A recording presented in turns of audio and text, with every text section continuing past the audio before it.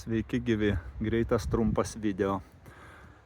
Štai ir baigtas naujas mūsų projektas, įvykdytas pagal užsakovų visus pageidavimus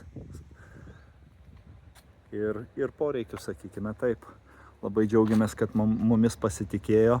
Šitą namuką, manau, kas ten kauniečiai galite labai nesunkiai prasukdami.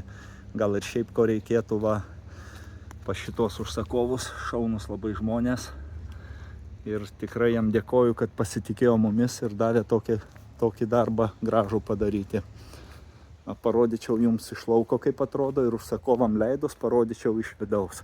Kadangi namą pagaminome pilnai su visa apdaila, iš lauko dar parodysiu galinę sieną. Naudojama Classic Click stogo danga galiniai sienai ir stogo dangai.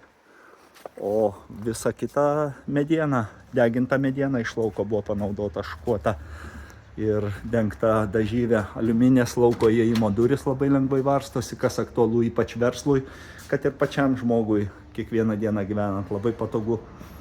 Namas buvo pagamintas su pilna vidaus apdaila, tai viską, ką matote, taip ir atvažiavo.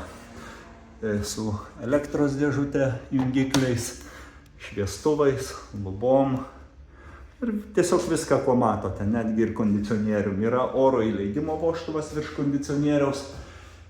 Paimamas iš lauko orą žiemą iš karto atšildomas, neteina jums šaltas, o išmetamas va čionais yra ventiliatorius pajungtas į lauką.